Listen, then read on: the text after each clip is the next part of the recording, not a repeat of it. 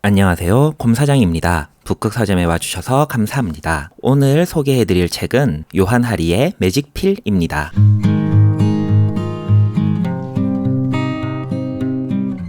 이 책을 고른 이유는 두 가지가 있습니다. 하나는 도둑맞은 집중력의 저자의 신간이라는 것이고, 하나는 이 책이 비만 치료제를 다루고 있다는 점이었습니다. 읽어보니 엄청 재미있었어요. 작가의 전작을 보셨다면 대충 그리실 수 있는 구성입니다. 도둑맞은 집중력에선 사람들의 집중력이 낮아진 원인이 개인의 문제가 아니라 기업과 기술의 문제라고 말하죠. 이 책을 통해선 비만은 기업화되고 자본주의의 첨단에 가 있는 음식 문화가 문제라고 이야기합니다. 비만 치료제는 이 주제를 말하기 위한 정말 흥미로운 소재인 것이고요. 비만 치료제를 사용하고 계시거나 사용할 예정에 계신 분들에게 대단한 정보를 주는 책은 아닙니다. 물론 비만 치료제로 체중이 낮아졌을 때 이 체중을 유지하기 위해 건강한 방법을 찾아보자는 문장도 있긴 하지만요. 오히려 이 책을 추천해드리자면 도둑맞은 집중력을 재미있게 읽으셨거나 재미있는 글을 찾고 계신 분들께 더 맞을 것 같아요. 좋은 이야기 혹은 하고 싶은 이야기를 꺼내기 위해 조금 엉성하게 살을 붙이는 거 아닌가 싶은 부분도 있지만 이야기는 정말 기가 막히게 재미있거든요. 목차를 보면 이 책의 전체 흐름을 알 수 있습니다. 최근에 나온 위고비는 정말 강력한 비만 치료제입니다. 저자도 비만을 겪고 있는데 이 약을 먹고선 체중을 쭉 뺐다고 합니다. 그런데 돌이켜 생각해보니 자신은 그리고 사람들은 언제부터 이렇게 비만과의 전쟁을 치르게 된 걸까요? 저자는 그 범인이 바로 초가공식품이라고 말을 합니다. 거의 씹을 필요도 없이 부드럽고 인위적으로 만든 영양 구조 때문에 사람들은 포만감을 빼앗겼다고 하죠. 그러면서 비만 인구가 급증한 것이고요. 비만이 건강에 악영향을 주는 건 많은 연구 결과 밝혀진 것이기 때문에 비만 치료제가 나오게 된 건 다행이지만 작가는 이 기적의 다이어트 약을 좀 더 자세히 들여다보기로 합니다. 운동의 효과는 식습관을 이길 수 없다는 연구 결과, 일상의 스트레스를 풀어주던 음식, 비만 치료제로 줄어든 먹는 양만큼 높아진 불안과 스트레스 등의 이야기가 펼쳐집니다. 그 와중에 뚱뚱한 내 몸을 그대로 사랑하자는 펫프라이드에 대한 이야기와 일본이 비만을 퇴치하기 위해 벌이고 있는 제도, 일본의 식문화를 마지막으로 이야기하지요. 그럼 이제 조금 자세하게 소개해 드릴게요. 이전까지의 비만 치료제는 확실히 위험했습니다. 발암 가능성이 높거나 심장병을 유발할 수 있었죠. 작가는 전문가들의 말을 인용합니다. 이번만큼은 정말 다른 비만 치료제가 나왔다고. 안전한 비만 치료제가 나온 건 처음이라며 오젬픽과 위고비 같은 비만 치료제가 피임약, 우울증 치료제와 어깨를 나란히 하며 우리 시대를 규정하는 상징적인 약이 될 것이라고요. 비만은 정말 심각한 사회 문제니까요. 현재 영국의 성인 비만율은 26%, 미국은 42.5%라고 합니다. 우리나라 역시 37.2%인데 남성만 놓고 보면 45%로 정말 높은 편입니다. 살펴보면 특히 10에서 20대의 체중이 급하게 늘었고 소아 비만율도 올라갔죠. 작가는 인류 전체에 변화가 생긴 게 아니라 식품 공급 시스템이 엉망이 된 결과라고 말합니다. 작가가 가장 힘주어서 말하는 부분입니다. 비만 치료제가 나왔기 때문에 모든 문제가 해결된 것은 아닐 거라고요. 우리는 식품 시스템을 급하게 개선해야 하고 자기 몸 긍정주의를 계속 가져야 하며 비만 치료제가 거식증이나 우울증을 가진 사람들에게 무분별하게 처방되는 걸 막아야 한다고 하는데요. 이 책은 각 챕터별로 이런 이야기를 자세히 풀어갑니다. 작가는 자신의 경험담을 풀어줍니다. 비만 치료제를 처방받고 주사를 스스로 투여하고 놀란 만큼 식욕이 사라졌으며 조금만 먹어도 포만감이 생겼다고요. 비만 치료제가 포만감을 조절하는 건 장과 뇌에 존재하는 GLP-1이라는 호르몬을 조작한 결과입니다. 음식을 먹고 나면 장에서 GLP-1이 급증하죠. 이걸 발견한 과학자들이 인위적으로 GLP-1을 높이면 어떻게 되는지 실험을 시작했고 여차저차 우여곡절 끝에 합성 호르몬을 만들어낸 이야기가 나옵니다. 저는 결과만 말씀드렸지만 굉장히 재미있는 이야기가 펼쳐집니다. 이제 다른 질문이 등장합니다. 치료제를 먹으면 음식 생각이 사라진다면 치료제를 끊으면 어떻게 될까요? 전문가들은 비만은 당뇨나 고혈압 같은 만성 질환이라 결국엔 평생을 먹어야 할 것이라고 합니다. 비만 치료제의 개발 과정을 설명하면서 또 다른 흥미로운 이야기도 나와요. 사람들의 체중이 감소하면서 고관절, 무릎관절 수술기기의 제조, 판매 기업의 가치가 떨어지고 있고 항공사들은 매년 수백만 달러의 연료값을 절약하게 될 거라고 합니다. 살이 빠지면서 결혼 반지를 수선하러 오는 고객들의 수도 늘어나고 있다고 해요. 비만 치료제 하나로 건강뿐만 아니라 산업 구조에도 영향을 준다는 이야기가 정말 재미있었습니다. 포만감을 늘리고 식욕을 줄이는 마법과 같은 효과 뒤에는 메스꺼움, 변비, 트림, 수면장애, 올라가는 심박수, 어지럼증이 있었다는데요. 제조사에선 잠시 뒤면 사라진다고 말했다지만 어떤 사람은 결국 투약을 포기한 사람도 있고 작가도 걱정이 사라지진 않았다고 합니다. 그 걱정이 결국엔 이런 질문을 낳았죠. 나는 왜 뚱뚱해졌지? 우리 문화는 짧은 기간에 왜 이렇게 엄청나게 뚱뚱해졌을까?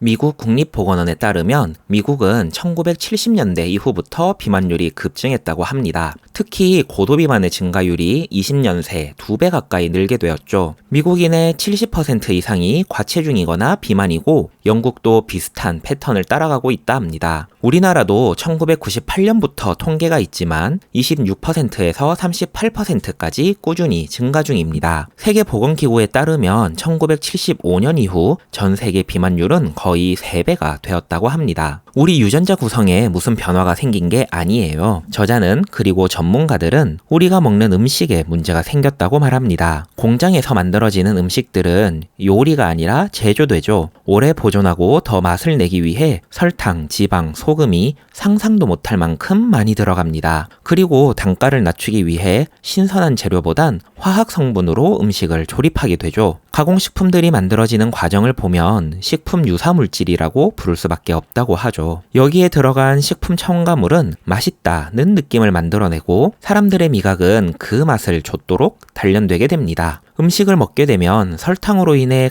기분이 갑자기 좋아지게 되는데 이 모든 게 화학물질을 때려 넣은 결과인 것이죠. 지금 우리가 먹는 가공식품들은 사실 전혀 음식이 아니었던 것이고 이것들이 사람들을 살찌게 한 잔인한 범죄자였던 것입니다. 특히 이런 음식들은 같은 칼로리의 자연식품 대비 포만감에 대한 피드백을 거의 주지 못합니다. 오히려 포만감을 손상시키도록 설계되어 있죠. 초가공식품이 우리의 포만감을 훔쳐가고 있었던 것입니다. 초가공식품이 포만감을 훼손하는 방법은 정말 단순합니다. 첫 번째, 덜 씹게 하죠. 아주 부드럽게 만들어서요. 음식을 씹는 과정은 우리 몸이 과식에 제동을 걸게 합니다. 가공식품들은 음식을 많이 안 씹어도 쉽게 삼킬 수 있어 우리가 포만감을 느끼는 속도를 더 늦추는 것입니다. 두 번째, 설탕, 지방, 탄수화물의 조합 자체가 인간에겐 정말 중독적인 물질입니다. 탄수화물과 지방이 처음부터 섞여 있는 자연식품은 오직 모유밖에 없는데 이게 우리 안에 무언가 원시적인 탐닉을 작동시키는 것이죠. 세 번째, 급하게 혈당이 오르고 급하게 혈당이 떨어져요. 이런 혈당의 급락이 음식을 더 먹고 싶게 만들죠. 네 번째, 가공식품엔 단백질과 섬유질이 모자라요. 우리의 몸은 양분이 부족할 때 허기를 느끼는데 당이 충분히 높더라도 단백질이 떨어진다면 허기를 느끼고 똑같은 배고픔으로 판단할 때 더 많은 음식을 먹게 되죠. 다섯 번째, 음료수입니다. 제로 칼로리라고 적힌 다이어트 음료라도 칼로리가 없을 뿐 소화와 혈당이 동작하여 포만감을 고장내게 되는 것이죠. 여섯 번째, 음식의 향입니다. 우리 코는 원래 향과 영양을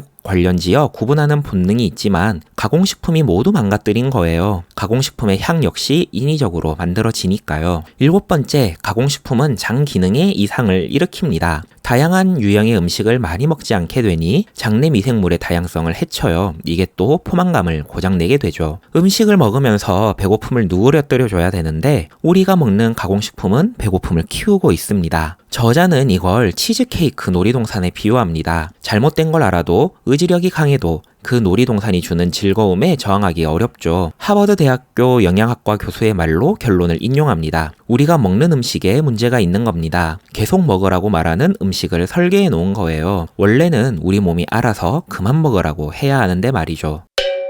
비만 치료제는 사람들의 고장난 포만감을 되찾아주는 역할을 하는 것입니다. 학술지에 실리진 않았지만 비만약 제약회사의 실험에 따르면 비만 지수만 낮추어도 심장마비, 뇌졸중에 걸릴 확률이 떨어지고 염증, 혈중 지질균형, 혈압이 개선됐다고 합니다. 비만 하나가 이렇게 많은 문제를 야기하는 것이죠. 비만 치료제 하나로 많은 효과를 내는 것입니다. 그렇다면 비만 치료제의 부작용은 없을까요? 구체적인 인과관계가 나오진 않았지만 메스꺼움, 구역질, 심박수 증가 같은 일시적인 문제나 갑상선암, 췌장염 등의 문제가 생길 수도 있다고 합니다. 아직은 비만 치료제의 장기적 부작용은 모르는 거죠. 작가는 발견되지 않았다는 제약회사의 입장과 실제로 부작용을 겪었다는 사람들의 사례를 말하며 아직 장기 복용에 대한 부작용은 검증되지 않았다는 입장을 펼칩니다. 그리고 작가는 질문을 던집니다. 아직 부작용 여부를 모르는 비만 치료제로 살을 빼는 것과 약을 먹지 않고 비만인 것, 어느 것을 선택할 것이냐. 그런데 또 다른 질문이 따라오죠. 그냥 의지력을 발휘해서 식단과 운동을 하면 되지 않나? 장기적으로 봤을 땐 식단과 운동 모두 불가능하다는 답을 내려놓습니다.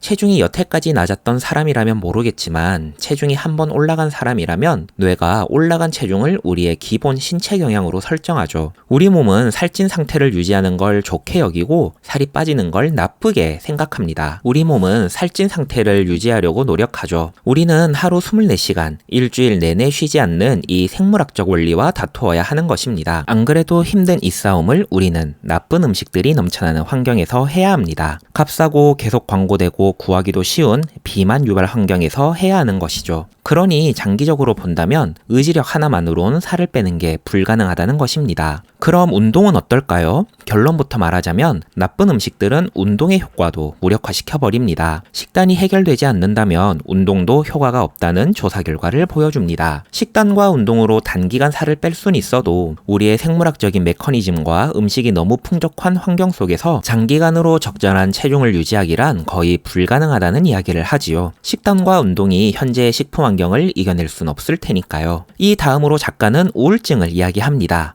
본인도 겪었고 리포트도 많이 되는 비만 치료제의 대표적인 부작용이죠. 작가는 이야기합니다. 비만 치료제가 뇌의 보상 시스템을 바꾸는 거 아닌가? 사람들이 음식을 먹으며 느꼈던 행복이 확 줄어드는 느낌을 받기 때문에요. 물론 많은 이야기가 나오지만 결론은 아직 동물 실험에서도 임상 테스트에서도 관련된 내용은 없다. 이긴 합니다. 이 다음으론 펫프라이드에 관한 이야기가 나옵니다. 사회가 비만인 사람들을 부정적으로 보자 그에 반발하듯 펫프라이드가 등장하죠. 나는 뚱뚱한 내 몸도 사랑한다는 말인데 좀 더 좋게는 자기 몸 긍정주의라고 표현합니다. 저자는 봅이라는 여성의 예를 들면서 체중과 상관없이 내 몸을 그대로 사랑하는 것과 체중 감량은 충분히 양립할 수 있는 것이라고 몸과 정신 건강을 위해서 둘 다 가야 할 길이라고 말합니다. 마지막으로 저자는 국가 전체의 비만율이 낮은 일본의 이야기를 꺼냅니다. 제가 찾아본 통계에선 2021년도에 27.2%로 OECD 회원국 중에선 가장 낮았어요. 우선 일본은 메타보법으로 비만금지법이 있습니다. 2009년부터 실행됐어요. 기업과 공무원을 대상으로 복부 비만을 규제하는 법으로 허리둘레가 일정 이상 넘어가면 회사나 정부기관이 벌금을 내야 하는 법입니다. 작가가 둘러본 회사에선 전 직원이 만보기를 해야 하고 걸음 횟수가 공개되며 자신이 먹는 식사를 사진으로 올려야 합니다. 개인의 자유를 심각하게 해치는 게 아닌가 싶지만 이렇게라도 환경을 조성하는 데에 긍정적으로 바라봅니다. 그 외에 꼭 일본이 아니라 많은 나라에서 실행하고 있는 제도를 살펴보는데 가당 음료에 세금을 부과하거나 빵에 들어가는 소금의 양을 줄이는 사회운동, 아동 비만율을 줄이기 위한 암스테르담의 사례를 듭니다. 결국엔 비만을 사회 문제로 접근해야 장기적으로 유의미한 변화를 이끌 수 있다는 것이죠. 이 모든 이야기는 두 가지 주제를 이끌어냅니다. 하나, 좋은 음식을 먹을 수 있는 환경을 만들어야 한다. 둘, 지금 우리가 처한 극한 환경에서 아직 잠재 위험이 밝혀지지 않은 비만 치료제와 현재 위험이 가득한 비만 사이에서 선택해야 한다. 요약해드린 내용이 모두 저 두 주제 안에 들어가는 거죠. 요약에서 빠진 부분들도 같은 주제를 이야기합니다. 이 책을 풍요롭게 만들어주고 정말 재미있는 내용인데요. 저자의 친구들 이야기나 친구들과 나눈 대화들, 미국식 식단을 실험한 쥐들이 건강한 식단으로 쉽게 돌아갈 수 없었다는 충격적인 사례들, 가축을 빨리 살찌우게 키우게 하는 과정을 이야기하며 현재 가공 음식을 먹는 우리에 비유하는 이야기, 음식 중독으로 살펴보는 우리 뇌의 보상 메커니즘에 관한 이야기, 음식을 먹는 심리적인 문제들, 내 몸을 사랑하는 방법에 대한 여러 이야기들은 책에서 꼭 읽어보셨으면 좋겠습니다. 요한 하리의 글이 주는 즐거움은 이런 이야기들을 읽을 때 얻을 수 있다고 생각해요. 글 전체의 완성도나 주제의 선호도엔 생각이 다를 수 있겠지만 글 자체가 정말 재미있기 때문에 꼭 한번 추천해드리고 싶습니다. 매직필에 관한 이야기는 여기까지입니다. 저도 요새 체중이 많이 늘어났어요. 언제부터 내가 과체중이었는지, 음식을 먹는다는 게 어떤 의미인지 생각해 볼 수 있어서 제게는 좋은 글 이상의 시간을 남겨준 책이었네요. 함께 해주셔서 감사합니다. 다음에 또 만나요.